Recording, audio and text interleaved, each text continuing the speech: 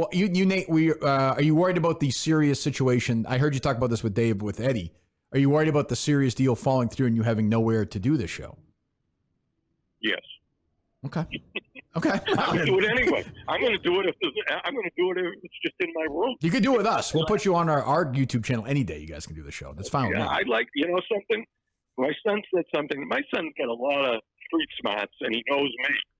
He said to me, the reason, and of course, unlike you, I'm sure you're getting a lot more remuneration, but I have what is called a lifetime contract. Oh, and okay. The reason he gave that to me, because he knew that if he canceled this show, I have nothing else in my life. And I would probably be dead 3 days later. Well, Matt, you have this? Let's call this number. He'll answer. Is this Jason Barrett? It is not. Michael Portnoy. Michael Portnoy, it's Kirk Minihane. How are you? You're live to tape. You are. I am making it clear that you are being recorded in this conversation.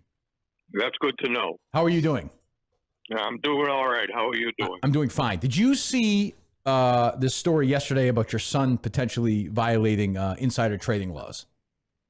No, I did not. Okay. There was Dave quote tweeted it. They're suggesting. I was asking for your legal take on this. Because Dave is talking about it on the air, tweeting about it, there could be a violation in some form or fashion. Is that a statement or a question?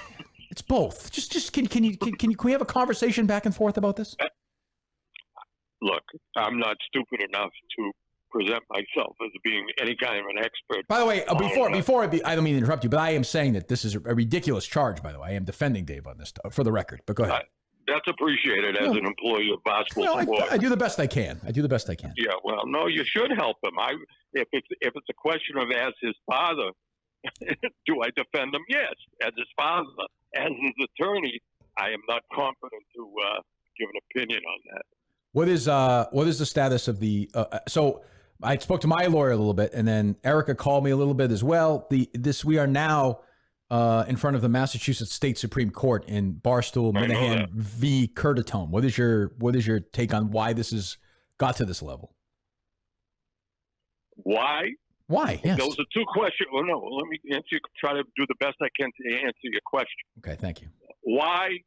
I don't think it should because of the world we live in. It's so ridiculous, which I've said before. Especially now, sometimes you got to be a good winner. And you folks have won at the first level. All right, you have a decision from the Superior Court, a well-reasoned decision, which common sense would tell you will carry the day as this moves on. Why it should move on a practical level is beyond me because it just seems ridiculous. The whole thing seems ridiculous. And I don't know. It's crazy. But this is the system we have to live with, and it happens. Shouldn't happen very often, but it has here. I mean, you've moved on from a point where there might be an argument that, I hate to say this to you, that you might have been somehow got a negative result, but you didn't. You got a positive result in the Superior Court. And if I were Mayor Curtatone, at some point I would say enough is enough. But apparently he's not willing to do that.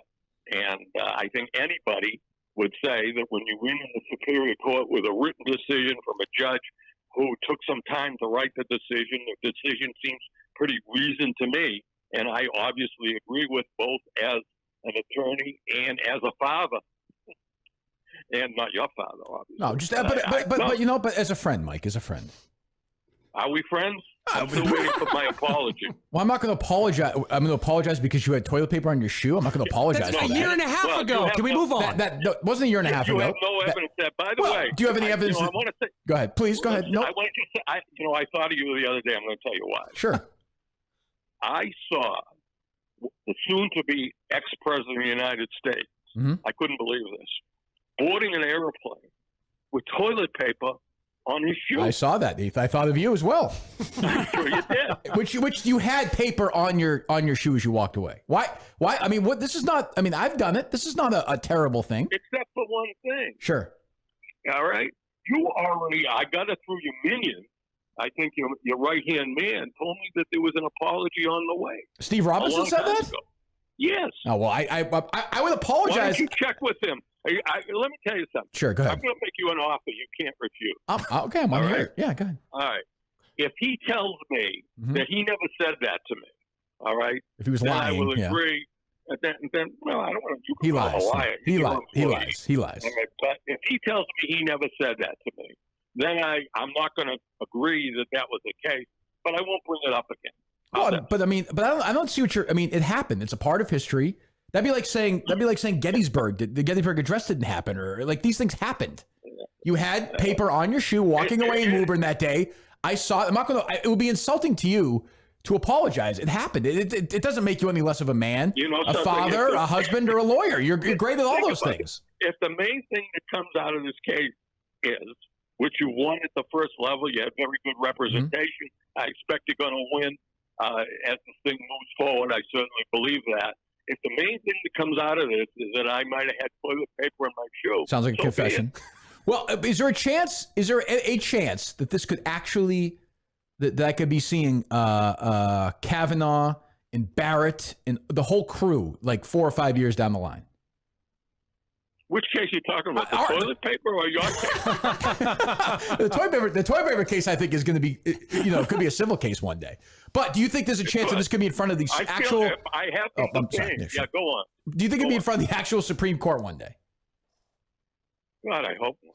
But it's possible. Anything is possible. Well, I know, but I'm saying toilet paper in my shoe. Not your fucking other toilet paper. I'm saying the Curtatone thing. God, I hope not. Really? Okay. You wouldn't want to argue in front of the Supreme? You wouldn't? Have you ever argued in front of the Supreme Court? Can I ask you? When I'm going to ask you a very serious question. Sure. I mean this in all sincerity. Sure. Doesn't it, forget about the fact that you're involved. Doesn't it strike you as the body? This is the kind of world we live in. Of course, it's madness. It is madness. And if you heard it, I mean, it's so obviously a phony prank, stupid. That, by the way, had no injury to him in any way, shape, or form. Cousin Minihane, we don't even have to talk about the merits anymore. Okay. You've won on the first level. All right. I expect you're going to continue to win. I'm asking a much more. What's the right word? It bothers me. I'm 73 years old. All right. Is this where we are in this world? You're getting deep. No, seriously. I mean, it seems to me, especially what's going on in the world today with all this COVID and all this other stuff, and the election and everything. Is this really what we should be talking about? Of course not. Of course not. I mean, it's totally insane. But the guy is a media hound. He wants attention. But how can this be good for him? I don't understand how this can be good for him, really. At this point, look, this whole thing started when he made some negative comments about Barstool, et cetera, and said what he thought of Barstool, which obviously was not complimentary. Correct. But is this where he wants to make his stand? Does he still believe there's enough of constituency out there that will say enough isn't going to say enough is enough? I also don't know the payoff. Like, if he wins, what happens? It's just nothing. He already said if this ended up in any kind of monetary award, he would donate it. Right. And the award would be it's crazy. There is no argument. Forget about the legal. There is no argument I'm trying to think of the right word, that this makes any sense. I'd be willing to. I said this. I'd be willing to, if you whatever he could. I think he was saying he wanted to donate it to some sort of charity to help women who are battered or something. Great. Yeah, I'd be willing to do it on Zoom right now, given the circumstances in the world. We could donate. We could raise a shitload of money, more than you would ever get. We could reenact it again if he had a sense of humor, and that we would donate. Barstool would make a shitload of money. I'd be happy to donate it anywhere. You name it. His charity. But I'm going to ask you a question. Yeah, you probably have more insight into this. And how does this? I suspect I do. Understand? How does this benefit him? It doesn't. It doesn't. It doesn't. It doesn't. Go ahead. Go on. I have a question for you. You've lived in Massachusetts your whole life, or no? My whole life. Your whole life. You know what I just picked up? I have a guy with Quantum Week. Chris is in with me today. He gave me a wonderful book on Howard Johnson's, which I grew up. Were you a Howard Johnson's fan growing up, or no? I was. And you won't believe this. I worked there for about a day. Is that true? Where? Which location? The one that was up on the Circle in Saugus. That's long gone. Oh, yeah. Why were you there? What happened? Why were you only there one day? I got fired. For what? having toilet paper on your shoe? Toilet paper on your shoe, yeah. No, there was no toilet paper involved, but I was not very good in scooping the ice cream without having to go everywhere within the vicinity of where I was, leaking onto the floor, et cetera, et cetera. So I lasted one day. What's the Mike Portnoy life like right now? What are you doing every day? There's a lot of people a lot worse off than I am. I understand that. I understand that. I'm just curious how what's a day in the life right now? Well, you probably aren't aware of this. You've promised me several times you come on our show. I'll come on your show. What am I supposed to float on your show? Ask me to come on your show. I will go on your show whenever you want. I love your show. Several times, and I want to do. There's a local guy who I will not name, who you know. We're doing something very similar to what he does, a celebrity death pool every Monday, and it's going crazy. That's Steve Robinson's old show, you know. I know that. Yes, celebrity death pool. Thought of that? Do you qualify as a celebrity death pool or no? Because you're not the worst pick. No, we eliminated anybody from Barstool, meaning you're eliminated too. I don't know about Steve Robinson. Okay. I don't know about Blind Mike. They make qualify. Yeah, that's true. So, well, you Nate, are you worried about the serious situation? I heard you talk about this with Dave, with Eddie. Are you worried about the serious deal falling through and you having nowhere to do this show? Yes. Okay. I'm going to do it anyway. I'm going to do it if it's just in my room. You can do it with us. We'll put you on our YouTube channel any day. You guys can do the show. That's fine with me. I'd like, something. My son said something. My son's got a lot of street smarts, and he knows me. He said to me, the reason, and of course, unlike I'm sure you're getting a lot more remuneration, but I have what is called a lifetime contract. Oh, and okay. The reason he gave that to me, because he knew that if he canceled this show, I have nothing else in my life. And I would probably be dead 3 days later. Well, if you watch... Think about this. If I happen to die 3 days later, I think that guilt would travel with him a long way. I think he'd get over it pretty quickly. You think so? I think he would. He's a little more... Maybe not. I was going to say you know what, Mike, I was going to say, even in the couple of years I've known him, I feel like he's gotten a little softer, a little kinder. No? Not to me. Do you guys do you tell each other? Do you guys tell each other you love each other or no? I tell him all the time. All the time. Good. I'm proud of you. That's great. I only very rarely do I hear him mumble something back to me. But you know he loves you, right? I hope so. I'm sure. I'm going to tell you something. Yeah. I would tell you this. I'm going to take a gamble here. If you ever get him on the phone, I think I was a pretty damn good father. I don't doubt it. Long before he became El Presidente. Yeah. One thing in my life that I'm not at all ashamed of how both of my kids were raised. Sure, I don't doubt.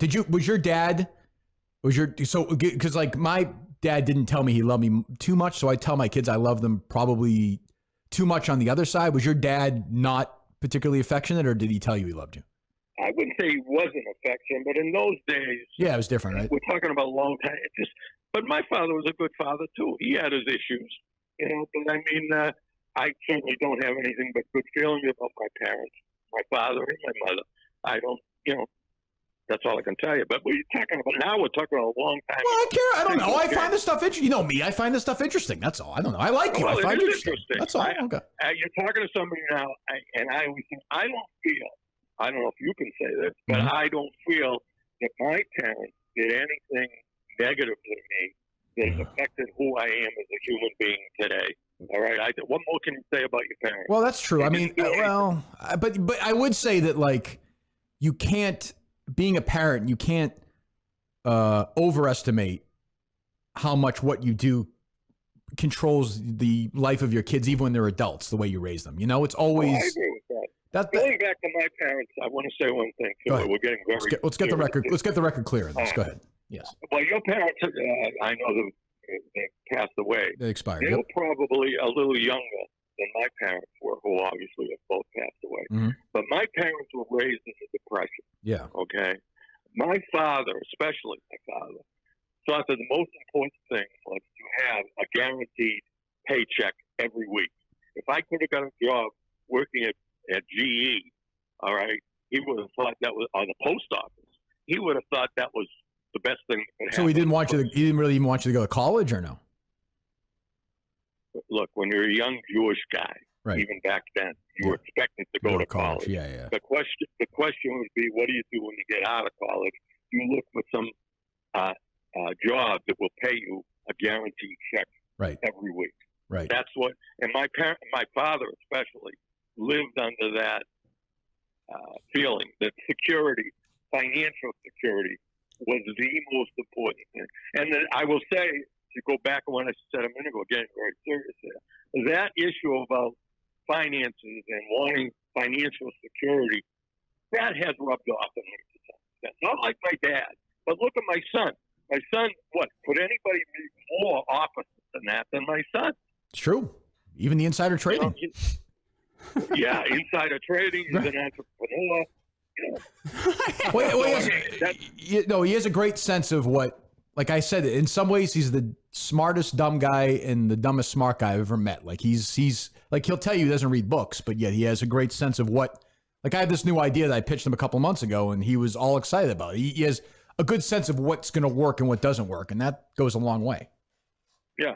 And he's, you can't, human nature being what it is, if enough people start to tell you you're a genius, you start to believe it. And I think at this point, he believes it a little bit. Oh, yeah. The ego is run amok at this point. I don't, something, don't tell him, but I don't disagree with what you just said. Yes. Well, I'll text him. I'll let him know. Are we on the air now? Yes, I told you we're live to tape. I did this so you couldn't. That was a joke. Oh, okay. So you couldn't sue me. I don't want to be sued. Have you watched any good? That was a joke. Any good movies or TV lately or no? You know something? I do that on my show. We talk about that. There's one thing I haven't watched yet, but I'm looking forward to. Is on Showtime. There's going to be a documentary on Nacho Camacho.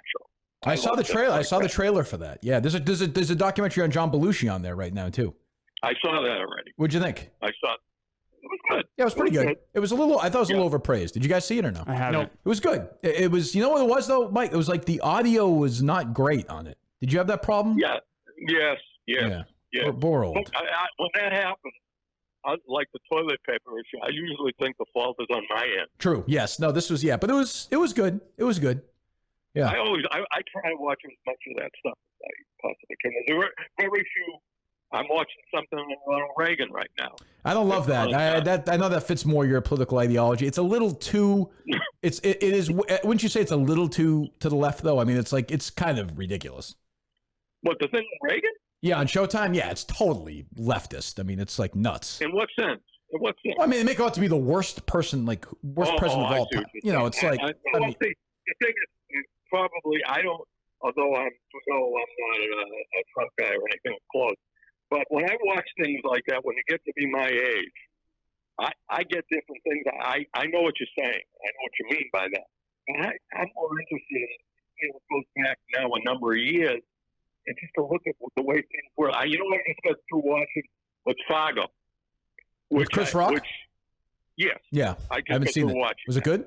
Well, maybe you wouldn't have the problem I had. I had a hard time following it, especially watching it 1 week at a time. Right. I forget what I saw the last episode. Yeah. This is I don't know if you really appreciate this. It was okay. I had a hard time following it, but I love looking at the old cop. Right. And that's what this was. You just watch the show and stare at the cars. Well, okay. Well, all right. Thanks. I mean, that's. Yeah. I mean, am I entitled to that? That's what it seems almost a sad image. I'm picturing you just drinking something and just staring at cars. Oh, Studebaker. That's nice. Yeah. I don't know, but okay. I find those things interesting. All right. Well, yeah. Well, I'll let you go, but you are welcome. I mean, you're obviously welcome here anytime. But I will go on your show anytime you want. I'll go on every week. I don't care. You might get an invitation.